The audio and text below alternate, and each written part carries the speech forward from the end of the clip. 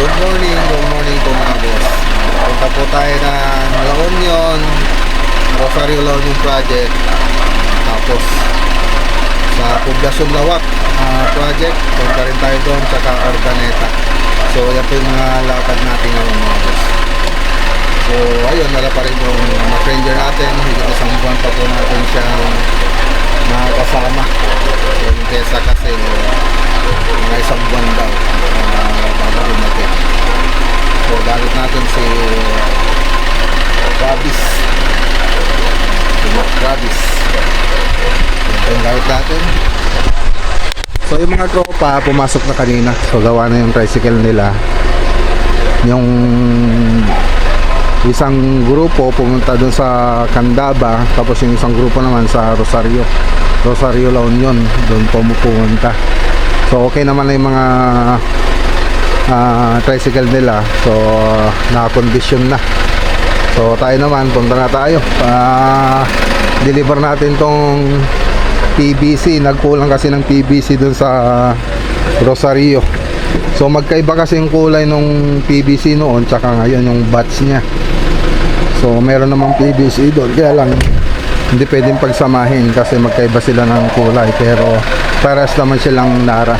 So tinanong ko kay RM Bundalyan bakit ganon. Sabi nila ganon talaga pag yung batch, per batch kasi yan, yung mga batch na dumating, yun yung magkakakulay. Tapos yung ibang batch na darating minsan hindi pares yung kulay, mas dark. So ayun, kaya bumili tayo, no choice, bumili tayo ng batch na last na batch na dineliver natin doon. So yun po yung kakulay nung ilalagay natin doon sa may labas, yung sisilingan natin sa may bandang spandrel. So tara. Okay, checkpoint. Punta na tayo ng Rosario. Sir, good morning. Check Good morning, sir. Pala lang ha. Sige, sir. Ano sir? Ayun, pang materials. Tingnan nyo, sir.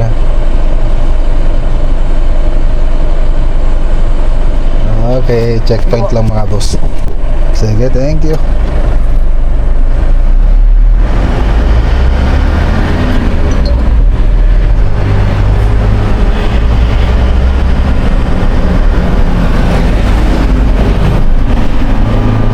Marami ng checkpoint kayo, pero kadalasan na sinisita yung mga naka-motor, madalang yung mga naka-4 wheels.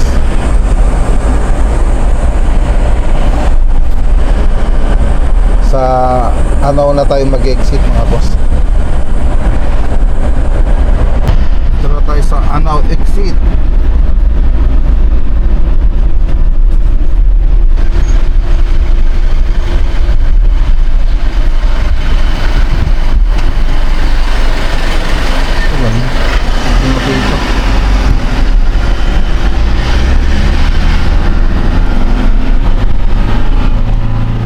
Dito na tayo sa Rosario exit 1763.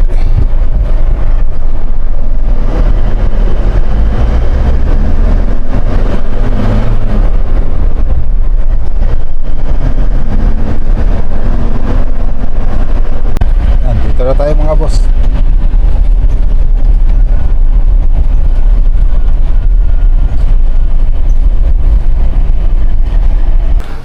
Okay, baba na po natin. So nalagay ka tato yung tatay, malila yung suble. Ay, siya na yung katatay. Okay ba din yung suble? Baba na natin yung PVC tsaka yung gypsum board.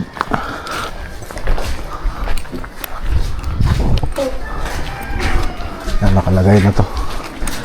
Nakalagay na yung mga PVC. So mas dark siya kung kumpara mo sa dati. So depende kasi yan sa batch mga boss.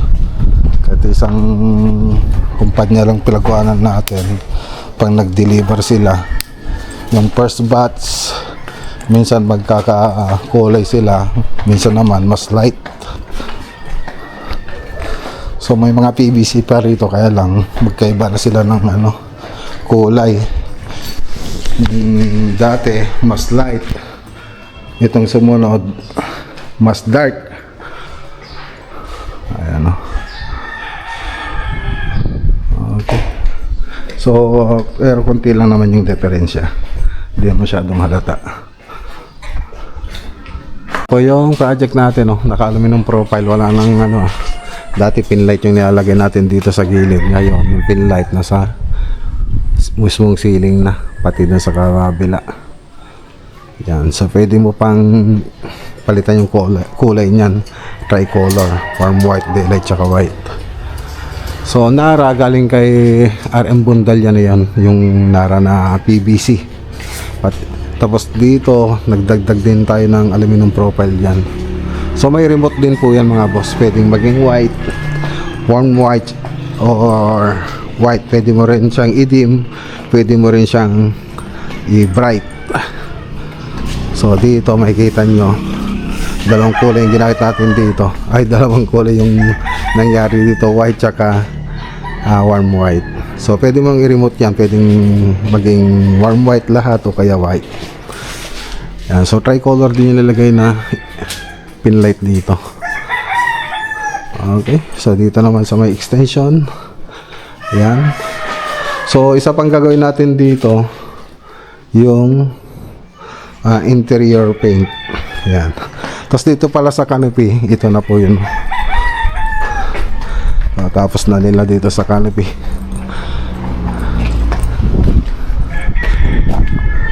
Ganda na.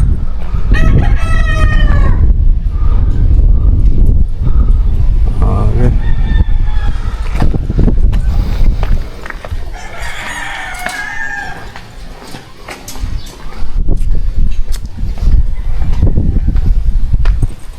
Sa kabila, okay na rin dito.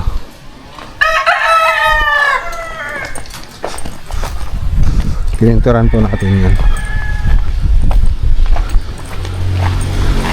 Tapos na ang ginawa ng mga tropa kasi na waterproofing na nila yung taas ng canopy. Ang ginawa nila, grinder uli nila kasi hindi maganda yung pagkaka-finish. Grinder nila saka sila nag-waterproofing tapos pininturahan. Siyempre nagmasilya din. So punta naman tayo rito sa loob. So ito po yung dating kinisimen natin. Bumalik lang kasi tayo rito kasi sa extension. So ito, pinalitan natin yung design niya ito. Yan. Tapos high ceiling. So ayusin pa po natin yan. Tapos dito malalagyan ng drywall ito. Yan. So doon sa drawing ko kasi floated panel na po yan. Floated panel na pupunta dyan. Tapos dito drywall. So ipapantay na yan para wala nang kanto doon sa taas. So ganun gagawin natin.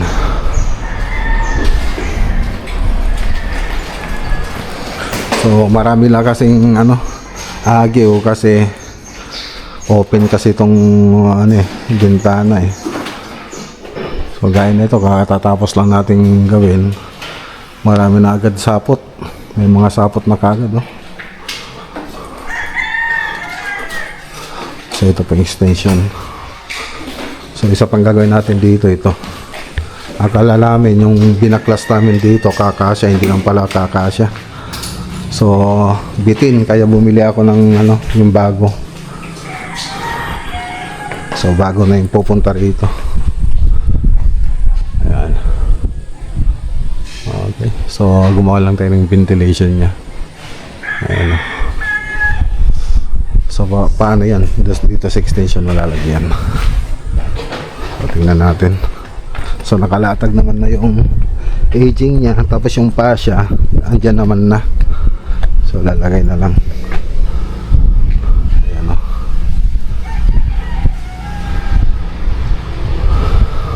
Okay.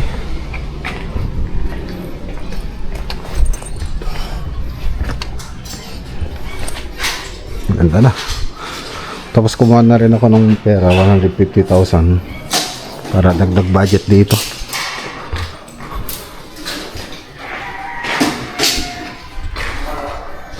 Okay, so tara na.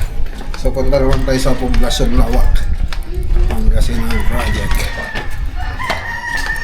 Ay, shoutout kay Sir Gomis Orbilio.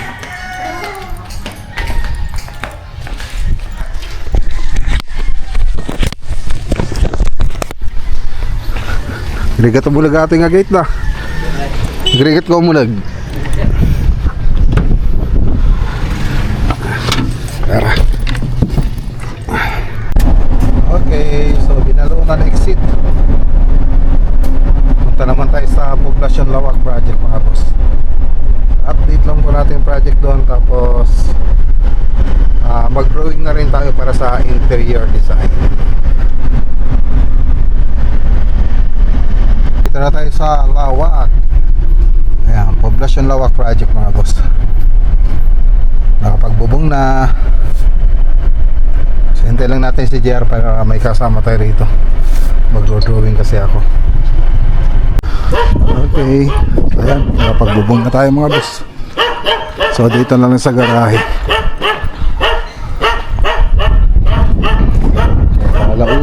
Kalauna na. Yung mga para sa spandrel lang dito na rin.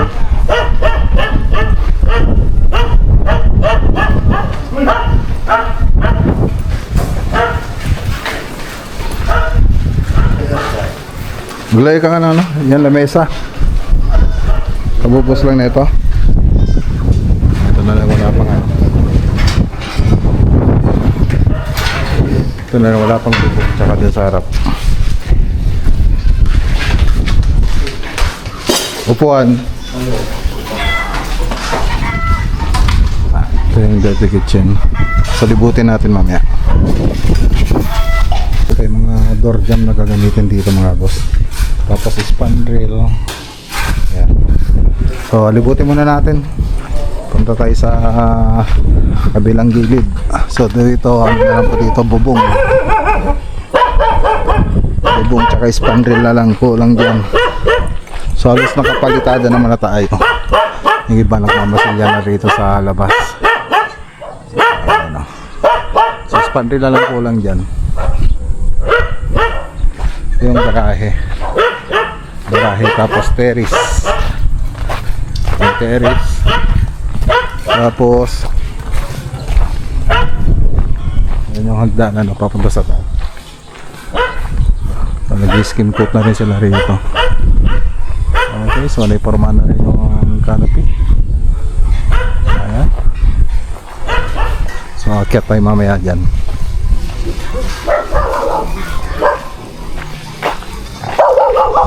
Ito po yung lanay. Tapos yung dirty kitchen. Nandun po po. Ayan yung dirty kitchen. Naka-decorate in blocks. Ang ganda niya. Ganda. Oh, ganda. So imbis na screen ilalagay mo, ito nalagay mo. Oh, yung mga presko pa rin yung ano niya. Nakakapasok pa rin yung hangin. Ayan, dirty kitchen po yan and laundry. So punta naman tayo sa ano, sa taas.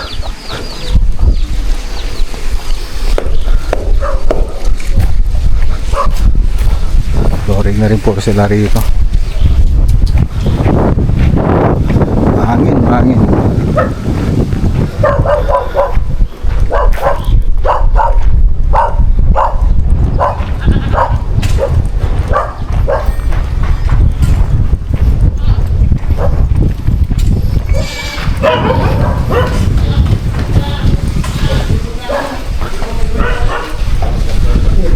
Okay, so dito naman yan, buo na yung hagdanan natin. So last na punta tayo rito, pinoporman pa lang po ito.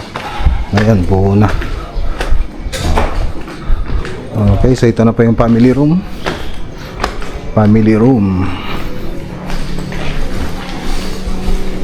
Tapos ito po yung balcony. Okay.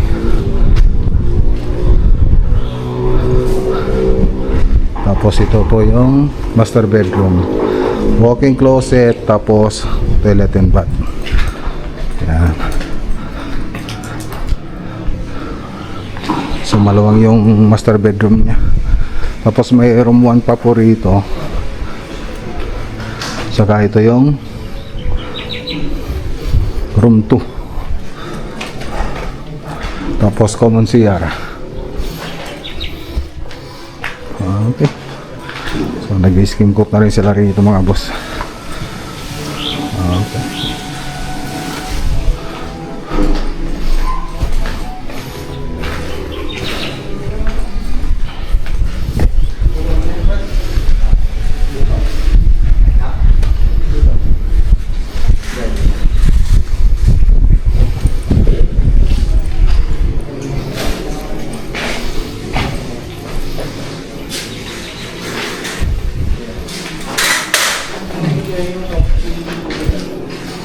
Okay.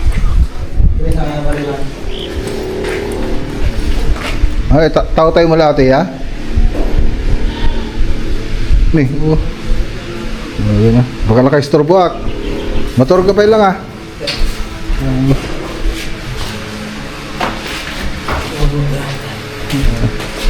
Baka naka-istorbo ka niya ma.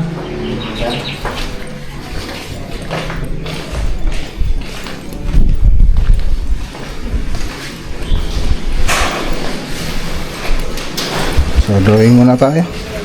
Drawing. Tapos pagkatapos natin mag-drawing dito, punta po tayo sa ano ba yun? Sa Ordaneta. Okay. Ang interior niya. So ang drawing lang natin dito, family room hanggang dyan sa hallway, tapos dun sa baba yung salas, dining, tsaka kusina. Yung mga kwarto, automatic na po yan na cove design yung ilalagay natin ceiling. So yung mga lagi nating drawing, yung salas, dining, kusina, yan po, family room, yan po yung mga lagi nating drawing yung interior niya. Tapos yung mga kwarto, automatic na po yan na cove design. Okay, merenda muna tayo. Ayan o.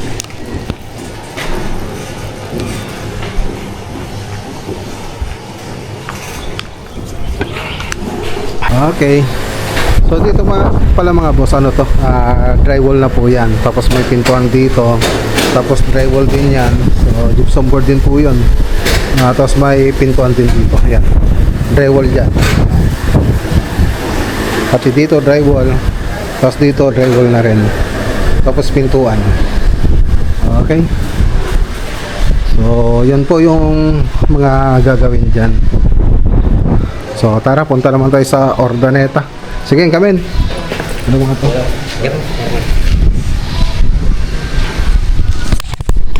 Ayan, shoutout kay Sir Alfredo Lucero.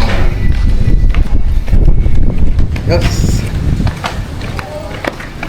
So, ano po yung interior design direct. Let's go. Kamen.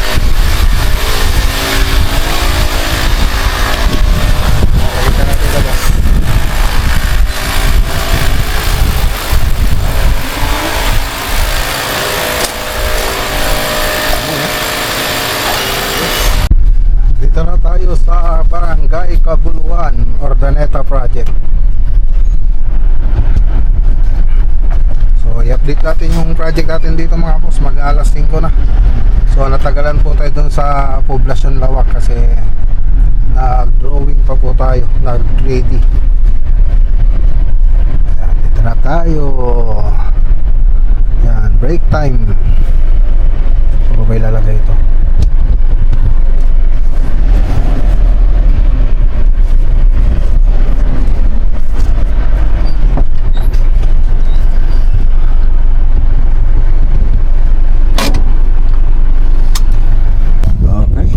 Ayan, dito na tayo.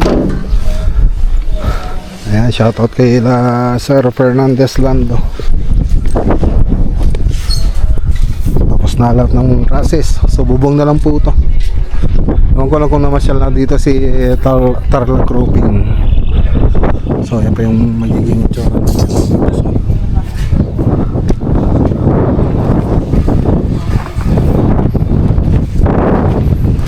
Overtime. Perspective niya. Nandito si Architect Jobert po yung nagsusupervise dito. Okay na lahat? Okay na? Sir, na forward. Ah, Then, nag-golden siya. hindi pa na masyal dito. Galing po siya nung last week. Hindi, yung ano, yung magro-roofing. Hindi pa po. Si Tarlac Roofing, hindi pa? Kompleto na, no? Last week. Okay. Pero doon kuya.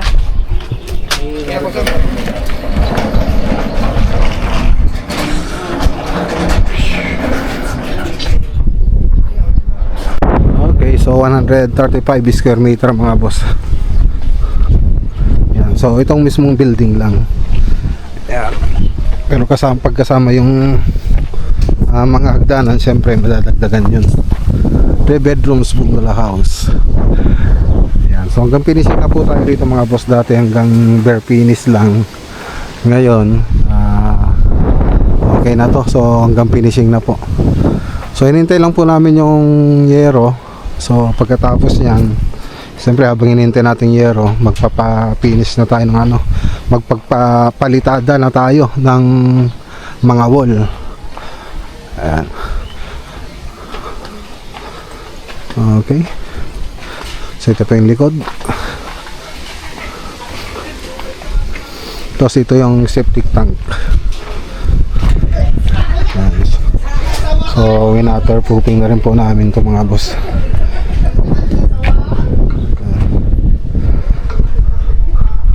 Okay. So ito yung likod. Ada kape tayo, Brad? Kape? Awan? Ada? Sige sir, meron. Meron?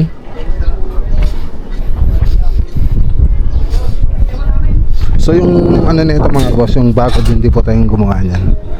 So yung kakilala nila sir, yung gumawa. So okay na. So yung mga canopy natin, nakapag buhos na rin tayo. So palitada na lang, wala pa, hindi pa natin na umpisan yung palitada. Kaya makikita nyo wala pang palitada to kasi bare finish pa lang yung kontrata natin dati. So ngayon pwede natin magpalitada rito pagkatapos natin pagkatapos pwede natin magpalitada ngayon mga boss habang inintay yung yero. So ito yung terrace, tapos lanay, tapos dining, tapos living room, tapos main kitchen, tapos dirty kitchen and laundry. So ginamit natin dito tubular na 2x4, 2x2, tsaka tawag dito, ayun yung ginamit nating classes. So room 1,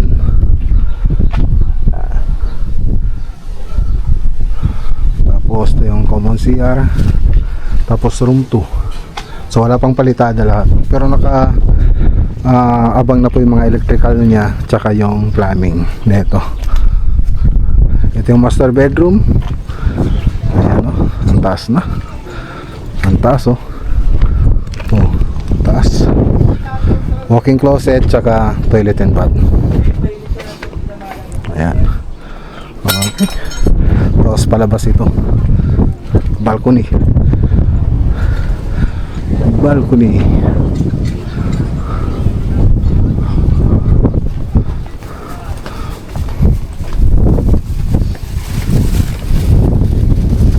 Okay na.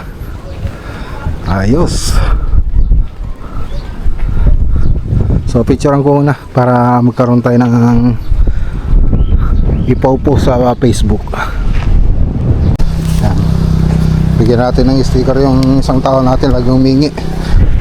Buti may 3 pang natira.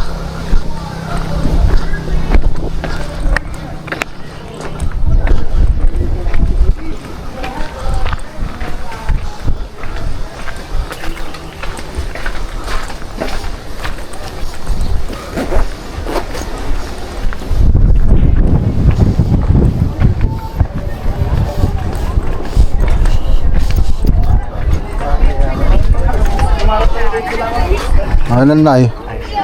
Ano likod? Ne? Sikat Okay. Talo pa yata rin. Pag lang tadanatid da. I love you pa yata. No? Tatalon. Pinagkakita mo nang magtaw mo lang pagkabilang mo. Mati kami pagililo ako. Pagililo yung sama to. Pagkabil mo man giba na yung kagibubaong. Oo, okay naman lang. Isa mo lang. Ikabil yung tibupong di awalan. Oo, maratin.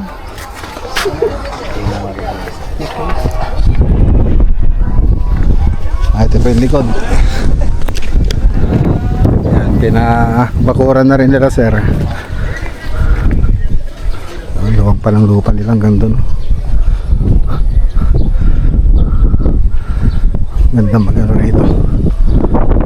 Magtanim. Okay.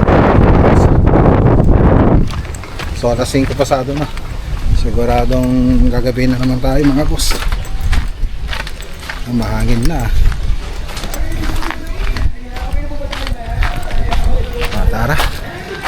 Let's go. Ay, papicture muna tayo dito sa ano, sarap.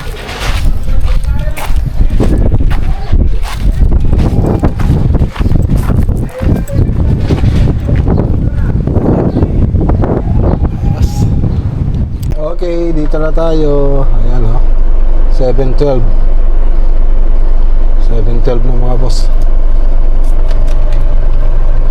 Sabi ka na nga ba, gagawin tayo. Bukas sa Ilocos Sur naman tayo pupunta mga boss. Ilocos Sur project. So i-update natin yun. Tapos mag-deliver din tayo ng mga materyales.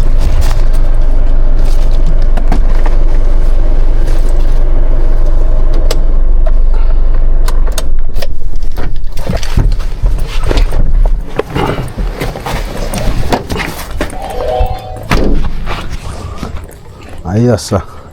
Ano yan? Mangga. Langka. Ay, langka. Pa yan. Nandito na tayo sa bahay.